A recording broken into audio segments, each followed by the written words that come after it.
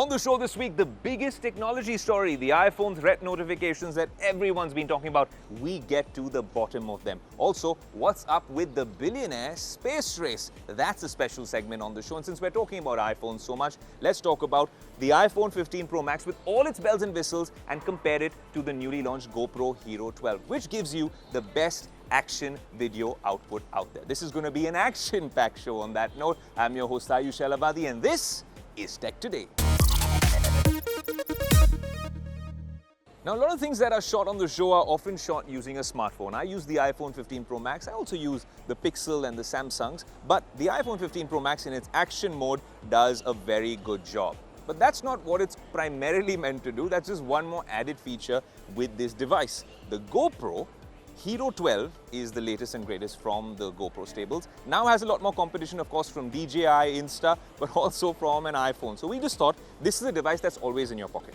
So this being option number one, and the GoPro Hero 12, which a lot of adventure junkies use all the time. So we thought, let's compare the two. If you want to be a travel blogger, maybe an adventure junkie, or just vlogging your way through the trials and tribulations of your city lives. Well, we thought, let's compare the two. But honestly, I'm not in the right wardrobe for that particular segment. So why don't we do a quick wardrobe change and head straight to that review.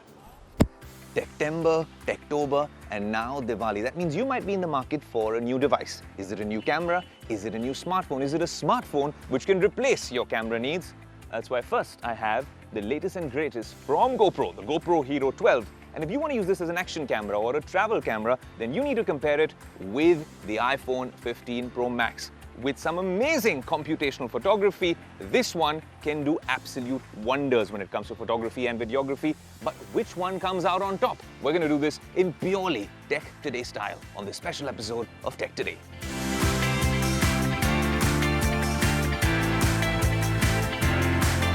Well, let's give this a try.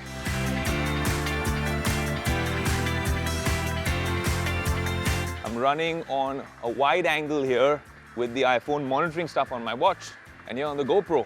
Let's see what the output is like on these devices. It's interesting to see how the iPhone 15 Pro Max, even without action mode, does a fairly decent job, especially when you come in the sunlight. The GoPro, on standard mode, I can see a fairly decent reference frame over here. On the iPhone, this is one disadvantage, but if you're shooting on selfie mode and you're okay with that compromise in quality, then that is one thing you can do. And the second thing you can do is use your Apple Watch, but you need to be in that ecosystem there. So here it's pretty much leaving it up to God and hoping that the frame is good enough. Let's see what the output is like. Well, here's a test I've been waiting to perform. The iPhone 15 Pro Max versus the GoPro Hero 12 in a low light scenario, a moving car. Which one performs better? We do so many car and EV shoots here on Tech Today. Might be a bit wobbly over there, but this is the 15 Pro Max. This is the audio on the 15 Pro Max. This is the audio on the GoPro Hero 12. Let's see which one performs better. You can see that with the bumps here on Mumbai roads, I'm guessing the iPhone without action mode, because there's not enough light for action mode, won't be giving you the best video, whereas the GoPro seems like a steady bet. I don't know if this is a post-pandemic phenomenon, but most of us have a little bit of travel and adventure blogger inside of us, and a lot of that has come through over the past 2 or 3 years. That's why a lot of people purchase the GoPro Hero 10, Hero 11, and now the Hero 12, and they also want a really good smartphone. Now I am using the iPhone 15 Pro Max on 1x, that's a standard lens, what you use normally, with action mode on. And out here, I am using the GoPro Hero 12 on wide mode.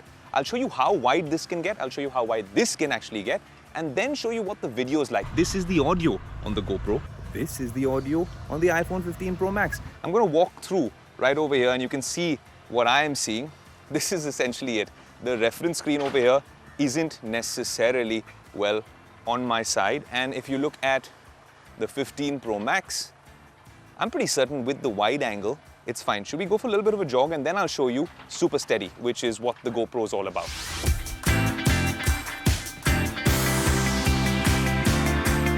Okay, I'm going to increase the speed. Okay, running really fast on both devices. I don't know what the shake is like, but as you can see, I'm running fast. The 15 Pro Max, has it managed to stabilize as much as the GoPro? Well, I'd imagine that the 15 Pro Max has done a fairly decent job, but the GoPro feels so much more compact to hold And when this screen comes on the outside, I can understand why people want to use this as an adventure camera and don't want to burn 1,50,000 rupees and lose their most prized possession, the iPhone 15 Pro Max, on an adventure shoot. That's 1 point to the GoPro. So, not the most intuitive interface. They've made it better, but it still has a long way to go before it catches up with smartphones. That said, the stabilization though, I think you can get addicted to this kind of a shot. But it's good to see that with that computational photography algorithm, with all the stuff happening on the A17 Pro, the iPhone isn't too far behind. Whether you put it on the normal 0.5x, but I want to show you how wide both of them can get. So let's burn some more calories.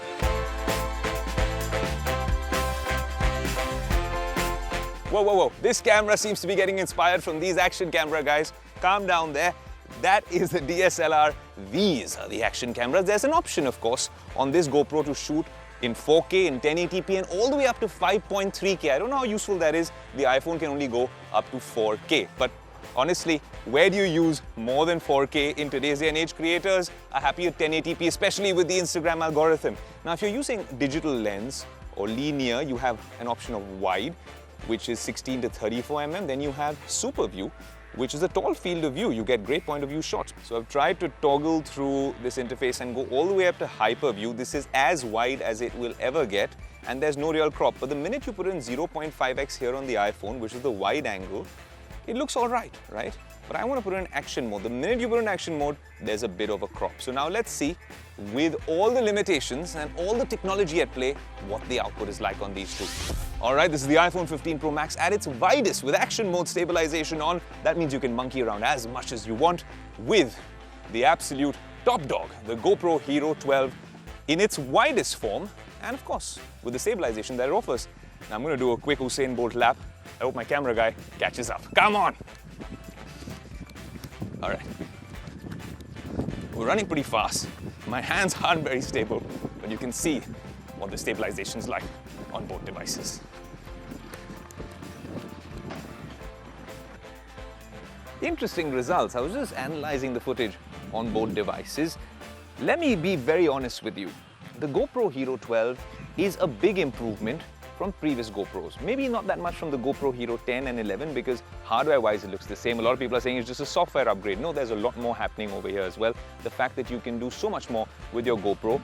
The video quality is fantastic, but it is still a GoPro in terms of output. It's meant for a different purpose.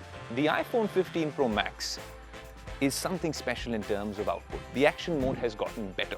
The 5x telephoto lens on this makes things amazing, especially when you're vlogging. You get some great output there as well. If you put in 0.5x to go wide versus the GoPro's wide or super wide or hyper view, whatever they call it, this one looks a little pixelated. Also, if you want action mode on and you want to really compete with the GoPro, it's not an apples to apples comparison because then it crops the frame even further.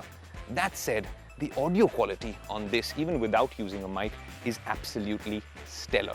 The iPhone's vlogging mic over here and even the selfie mic do a brilliant job at capturing most of the sound. The GoPro has a few tricks up its sleeve as well. You can now connect this even to, surprisingly and, well, ironically, your AirPods. So that means you can give it voice commands, that's a new thing. And you can also, well, use the audio, especially if you mounted this on your bike or you're doing something crazy with it. We've done a bunch of crazy things with the iPhone over the years, but that's because that's what we do for a living. If this is going to be your primary device, then you're going to be worried about putting such an expensive device on the edge of your car, or when you're skiing down a mountain, or in the middle of the Maldivian Ocean.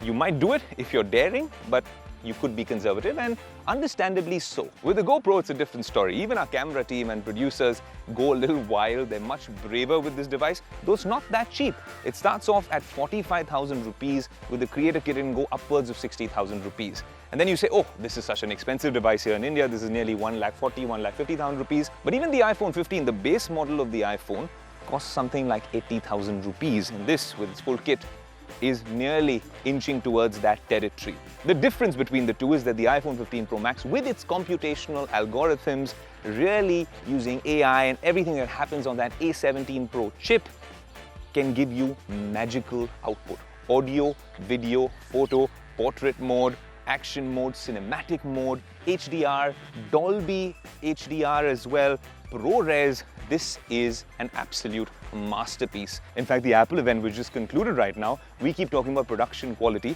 but it was a statement in itself that they shot that on the iPhone 15 Pro Max. Now, that tells you what this phone is capable of. So we know all the advantages of an iPhone. You can edit on this, upload on social media, put it up on the cloud, share it with your friends.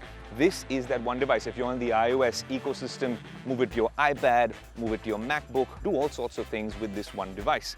And the video output is great. But then the price is one restriction, and then the fact that connected to that, you don't want to really damage something so precious. That's the other restriction. With the GoPro though, it's interesting to see how it has grown in leaps and bounds over the years. And in terms of durability, build quality, this is a very tough nut. This is the ultimate adventure junkie device for the rugged outdoors. Strap it on your car, on your helmet, down a ski slope, into the ocean. You can do it all on this device. You can also do a lot of that on this device, but this is a different use case. This is your computer in your pocket, all your secure data, and an absolute monster when it comes to performance. Well, a couple of things have changed on the GoPro Hero 12 if you're talking about improvements, and the biggest problem and the biggest grouse with GoPros used to be battery life and overheating. It's not just here in India or tropical climates. I was shooting in Paris and Champagne. You must have seen some of those shoots with all those cars and gadgets and stuff like that. And the GoPro that we had mounted on the dashboard, which was supposed to be our dash cam, was heating up because of the direct sun falling on it. And then we had some issues with our GoPro. It's a lot better in terms of heat management on this particular device, and the battery lasts longer as well. I've charged it once, we've been shooting all day, and I'm only at 40%. That's not bad for a GoPro. In terms of expandable memory, yes, you could always put a new SD card in your GoPro and you'd be good to go. And you can also put stuff on the cloud. So there's improvements on the GoPro side, but major improvements with the 15 Pro and Pro Max in terms of iPhones. Because of the USB-C, thank you EU yet again, you can now expand this with an SSD. That means you can roam around with an expandable memory, take all those 4K Dolby videos and put them onto the SSD, never using the storage here at all. So big improvements on both ends. But what do you think about the iPhone 15 Pro Max versus the GoPro Hero 12?